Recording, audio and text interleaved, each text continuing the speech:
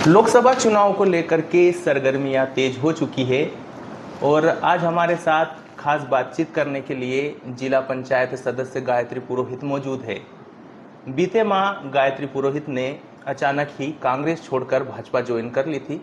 मुख्यमंत्री डॉक्टर मोहन यादव की मौजूदगी में उन्होंने भाजपा की सदस्यता ली थी, जिसके बाद से ही कई लोगों ने हमसे कहा था कि आप एक इंटरव्यू गायत्री का कीजिए कि आखिर ऐसी क्या मजबूरी रही कि क्या कारण रहा कि वे कांग्रेस छोड़ के भाजपा में गई।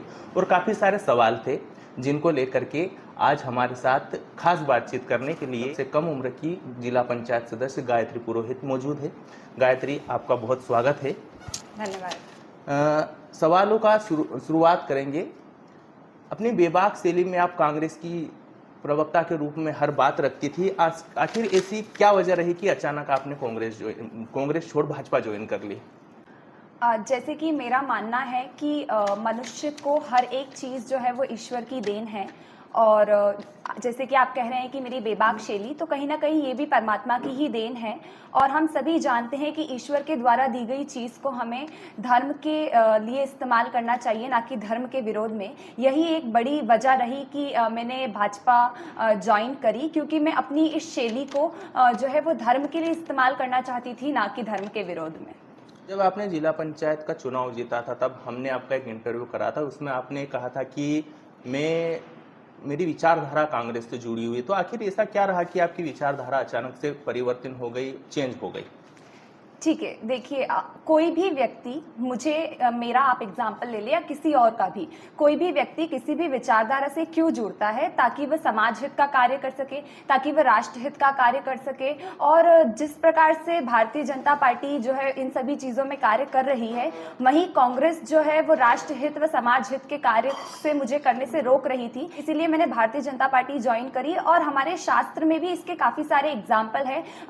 जब भक्त प्रहलाद ने जो है वो हिरण्यकश्यप का त्याग किया, उसकी विचारधारा का त्याग किया। संत विभीषण ने रावण और रावण की विचारधारा का त्याग किया। और साक्षात भगवान परमपिता परमेश्वर कृष्ण के कहने पर अर्जुन ने भी जो है वो दुर्योधन का और दुष्ट लोगों का त्याग किया, उस विचारधारा को छोड़ा। इसी प्रकार मैंने भी कांग्रेस की विचारधारा का त्याग किया। क्या ऐसा मुख्य कारण रहा कि कांग्रेस छोड़ करके भाजपा में आपको आना पड़ा? इसका जवाब में मेरे शब्दों की बजाय हमारे महान संत है गोस्वामी तुलसीदास जी, उनके शब्दों में कहने जाऊंगी, जो विनय पत्रिका में लिखे हुए हैं। जाके प्रिय न राम वैदेही तजिए ताही सम। अर्थात जिन्हें भगवान श्री राम और माता जानकी ही प्रिय नहीं है, उनका आपको तुरंत ही त्याग कर देना चाहिए। और यही मुख्य वजह रही जिस प्रकार से कांग्रेस पार्टी ने राम मंदिर का विरोध किया, हमारे भगवान का अपमान किया। उसी वजह से जो है मैंने आज इतना बड़ा डिसीजन लिया और कांग्रेस पार्टी का तुरंत उसी दिन, जिस दिन उन्होंने इस्तीफा आमंत्रण का त्याग किया था, उसी दिन मैंने भी अपने हृदय में जो है पार्टी का त्याग कर दिया था। भाजपा में आने के पीछे क्या कारण रहा होगा? कोई अपेक्षा भाजपा से? देखिए, भाजपा में आने के पीछे कई कारण रहे हैं। जिस प्रकार से भारतीय जनता पार्टी जो है वो महिलाओं का सम्मान कर रही है, महिलाओं को आगे बढ़ा रही है, युवाओं को आगे बढ़ा रही है, सबका साथ सबके विकास की बात कर रही है। और सबसे महत्वपूर्ण कार्य ये रहा है कि जिस प्रकार वो धर्म को आगे बढ़ाने की कार्य कर रही है, राष्ट्र हित में काम कर रही है। और वैसे भी हमारे शास्त्रों में कहा गया है कि अगर आप धर्म की रक्षा करेंगे तो धर्म आपकी रक्षा करेगा। और रही बात अपेक्षा की, तो गायत्री राजेंद्र पुरोहित एकमात्र परमपिता परमेश्वर से अपेक्षा करती है और किसी से अपेक्षा नहीं करती। क्योंकि मुझे लगता है कि किसी भी मनुष्य की, मेरी या कोई और भी हो, तो उसकी सारी अपेक्षाएं पूरी करने की ताकत यदि किसी में है तो एकमात्र परमपिता परमेश्वर में है और शायद किसी में नहीं। अब आपने भाजपा ज्वाइन कर ली है, अब गायत्री खुद को भाजपा में कहाँ देखना चाहती है? गायत्री भारतीय जनता पार्टी में भी सबसे छोटी है और छोटे होने के नाते मैं सभी बड़ों का आशीर्वाद और मार्गदर्शन लेते हुए देखती हूँ, खुद को राष्ट्र की सेवा करते हुए देखती हूँ, समाज की सेवा करते हुए देखती हूँ और सभी बड़ों का सम्मान करते हुए देखती हूँ। और जिस भी दायित्व को संगठन मुझे देता है, उस दायित्व को पूरी निष्ठा के साथ निभाते हुए देखती हूँ। Simple as that.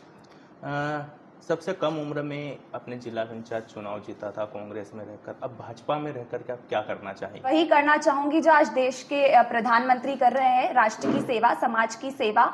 और जैसे कि आप कह रहे हैं कि सबसे कम उम्र में जिला पंचायत का चुनाव जीता था, तो जब मैं भारत की सबसे युवा जिला पंचायत बनी तब भी मेरा यही उद्देश्य था कि मुझे सेवा करनी है और राष्ट्र हित में कार्य करना है, भारत को आगे बढ़ाना है। और आज भी मेरा यही उद्देश्य है और जीवन पर्यंत जब तक मैं जीवित हूँ मैं आपको विश्वास दिलाती हूँ और मैं खुद भी हृदय से यही चाहती हूँ कि मैं समाज की सेवा करूँ और इसी पथ पर आगे बढ़ूँ। भाजपा और कांग्रेस का तो क्या अलग लगता है जिसकी वजह से आपने भाजपा ज्वाइन की? दोनों में क्या डिफरेंट है, क्या समानता या असमानता आप मानती है? ओके, भारतीय जनता पार्टी और कांग्रेस में बहुत सारे डिफरेंसेस हैं, बट कुछ प्रमुख डिफरेंस जो मुझे लगते हैं कि भारतीय जनता पार्टी में संगठन जो है वो सर्वोपरि माना जाता है।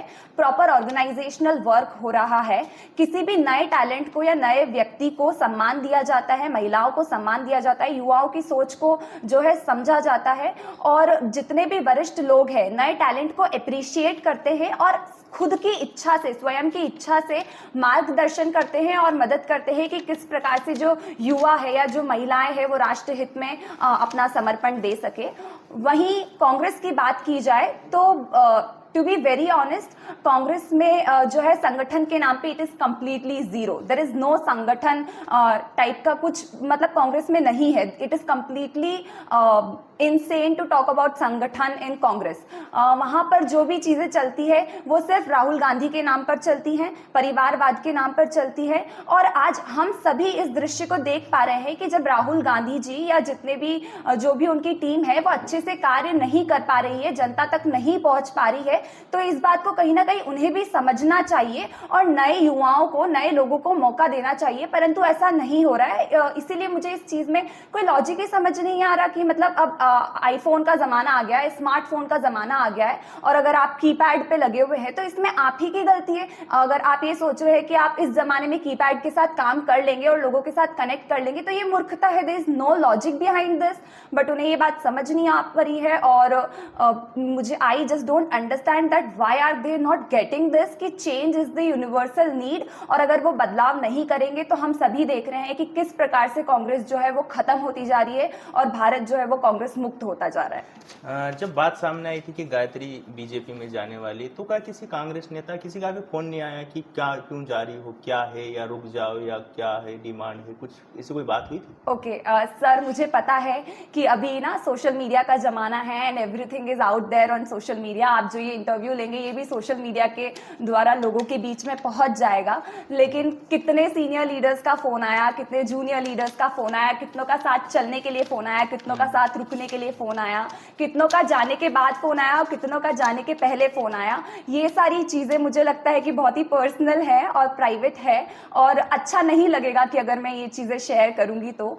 और इसीलिए एंड सच बात तो ये है कि इस बारे में मुझे ज्यादा कंप्लीट इन्फॉर्मेशन नहीं है। इस बारे में अगर आपको ये प्रश्न का सही उत्तर जानना है तो आप मेरे पिताजी से जानिए, क्योंकि इस मैटर को मिस्टर राजेंद्र पुरोहित ने ही डील करा था, तो वो आपको ज्यादा बेहतर तरीके से दे पाएंगे। I hope you understand.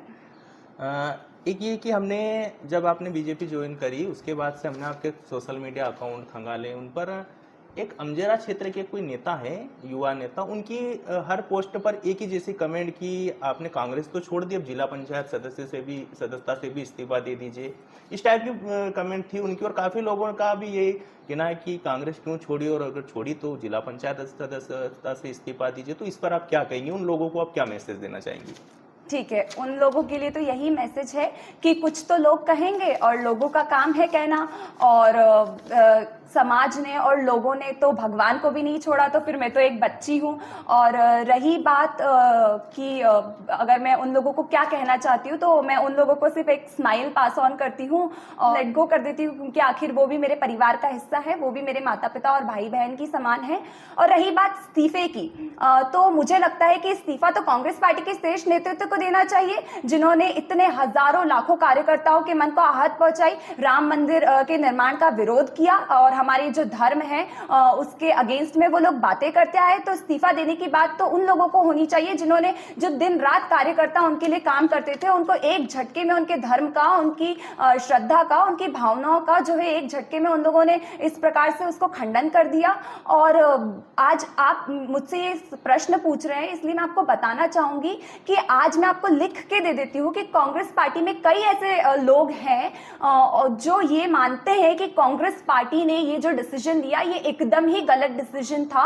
और मेरा ये मानना है कि जो लोग या जो भी पार्टी साक्षात भगवान की नहीं हुई वो किसी इंसान की क्या होगी। इसीलिए यही चीज मुझे लगती है कि कांग्रेस पार्टी के शेष नेतृत्व को जो इतना गलत डिसीजन लेता है उसी को ही इस्तीफा दे देना चाहिए, ताकि बाकी जो सनातनी लोग हैं, जो हमारे भारतीय लोग हैं, उन लोगों को और दुख ना पहुंचे। भाजपा में जाने के बाद में कैसा रिस्पॉन्स मिल रहा है? क्या कोई कार्यकर्ताओं के बीच मनमुटाव की ये तो कांग्रेस छोड़ करके आई है और हमारे बीच में है, या हम नीचे बैठे और इनको कुर्सी पे बिठाया जा रहा है, ऐसा कोई बात सामने अभी तक आई है ऐसा? हालांकि अंदर खानों में जरूर ऐसी चलती रहती होगी, हमें ऐसा लगता है कि भाजपा में भी बहुत सारे कार्यकर्ता हैं जो काफी सालों से कर रहे, तो उनके साथ में गायत्री कैसे सामंजस्य बिठाएगी उन कार्यकर्ताओं से?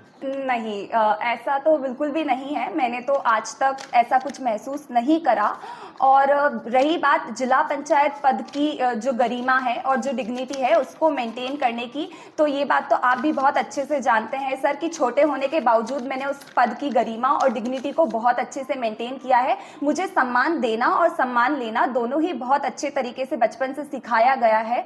और रही बात की कार्यकर्ताओं में, तो सभी मुझे बेटी की तरह, बहन की तरह प्यार कर रहे हैं और मुझे कभी ऐसा महसूस नहीं हुआ, उल्टा ऐसा महसूस हो रहा है कि मेरे आने से मुझसे ज्यादा हर्ष जो है वो कार्यकर्ताओं में है, सीनियर लीडर्स में है। और सभी का यही मानना है कि अगर इस प्रकार की बच्ची हमें मिली है, इस प्रकार की बेटी हमें मिली है, तो हम निश्चित ही इसको आगे बढ़ाएंगे। और सभी मुझे मार्गदर्शन करते हैं, प्रेम देते हैं, तो ऐसा तो कुछ भी नहीं है जैसा आप बता रहे हैं। ऐसा नहीं लगता कि भाजपा में आने में देर कर दी, या पहले ये जो निर्णय है पहले ही ले लिया जाना चाहिए था? देखिए, इस विषय पर तो मैं यही कहना चाहूंगी कि ये विवेक का निर्णय होता है और विवेक जो है वो ईश्वर की कृपा से ही आए तो मुझे लगता है कि सबसे सुंदर होगा। और जब साक्षात भगवान का उन्होंने विरोध किया और तब मेरी जो ये विवेक बुद्धि जागी, तो मैं यही मानना चाहूंगी कि ये प्रभु श्री राम की ही कृपा हुई कि मुझ पे ये विवेक जो है उनका बरसा और मुझे समझ आया कि मुझे क्या डिसीजन लेना चाहिए। और लोगों का भी यही कहना है कि देर हो गई, बट वो लोग खुश है इस बात से कि बच्ची है, इसने लेट ही सही लेकिन इसने बहुत अच्छा डिसीजन लिया। ऐसा तो नहीं कि राम मंदिर बहाना है, कुछ और ही कारण रहा है? देखिए, अब जिसको जो भी सोचना है, क्योंकि अगर राम मंदिर बहाना होता तो क्या गायत्री राजेंद्र पुरोहित पहले जब चुनाव चल रहे थे तब नहीं बदल सकती थी? क्या गायत्री राजेंद्र पुरोहित जब अध्यक्ष पद के लिए उसे ऑफर आया तब नहीं बदल सकती थी? क्या गायत्री राजेंद्र पुरोहित जब समिति के अध्यक्ष बनाए जा रहे थे तब नहीं बदल सकती थी? बदल सकती थी ना, बहुत ईजी टारगेट होता तब। अगर मुझे इन सभी चीजों के लिए करना होता तब काफी सारी चीजें थी जो मुझे अपॉर्चुनिटीज मिल रही थी, मैं उन्हें एक्सेप्ट करके और मूव ऑन कर सकती थी। लेकिन गायत्री राजेंद्र पुरोहित जो है वो बचपन से ही भगवान से जुड़ी रही है, वो कुछ भी सहन कर लेगी और कोई भी सनातनी कुछ भी सहन कर लेगा। परंतु जब उसके माता पिता और उसके धर्म पर बात आ जाएगी ना, तो मुझे लगता है कि किसी को सहन करना भी नहीं चाहिए, और कोई करे या ना करे, लेकिन गायत्री राजेंद्र पुरोहित तो कभी सहन नहीं करेगी। आखिरी सवाल, आपका अच्छा और बुरा सोचने वालों को आप इस इंटरव्यू के माध्यम से क्या संदेश देना चाहेंगे? 2 संदेश देना चाहूंगी। पहला संदेश तो यही देना चाहूंगी कि आप खुद पर विश्वास कीजिए, खुद के कर्मों पर विश्वास कीजिए और परमपिता परमेश्वर पर विश्वास कीजिए, और मेरा विश्वास कीजिए कि एक दिन पूरा विश्व आप पर विश्वास करेगा। और दूसरा सबसे महत्वपूर्ण उद्देश्य जो मेरा है इस वीडियो के माध्यम से, जो मैं लोगों तक पहुंचाना चाहती हूँ, वो मुझे लगता है कि जो भी लोग इस वीडियो को देखें, दिन में कभी भी, सुबह, शाम, आफ्टरनून में, जब भी उन्हें टाइम मिले, तो 1 सेकंड के लिए, 1 मिनट के लिए आप प्लीज एक टाइम निकालें और भगवान को थैंक यू बोले उन सब चीजों के लिए जो उन्होंने आपको दी है। हम लोग सभी बहुत ही ज्यादा भाग्यशाली है कि ईश्वर की निरंतर हम पे कृपा है। हमें सूरज मिल रहा है, हमें धरती मिल रही है, हमें सांस लेने के लिए हवा मिल रही है। इन सभी जो प्रकृति की चीजें भगवान ने हमें फ्री ऑफ कॉस्ट दी है, इन सभी चीजों के लिए हमें उन्हें धन्यवाद करना चाहिए और अपने से बड़ों का और छोटों का हमेशा सम्मान कीजिए। तो ये वही गायत्री पुरोहित है जो पहले कांग्रेस के लिए एक समय में अपनी बेबाकी से हर सवाल का जवाब देती थी, और आज भाजपा में आकर के भी उनका यही रोल है कि ये हर सवाल का बेबाकी से जवाब दे रही है। हमने काफ़ी सारा सवाल इनसे कई किए हैं और उन्होंने उनका जो है अपने अंदाज में उनका जवाब दिया है। तो हम आगे और भविष्य में गायत्री से इस तरह की चर्चा करते रहेंगे, और आपके मन में अगर गायत्री से लेकर के कोई सवाल रहे तो आप प्लीज़ हमें कमेंट करके ज़रूर बताइएगा, ताकि हम भविष्य में इनसे वो सवाल कर सके और आपकी जिज्ञासाओं को शांत कर सके। धन्यवाद।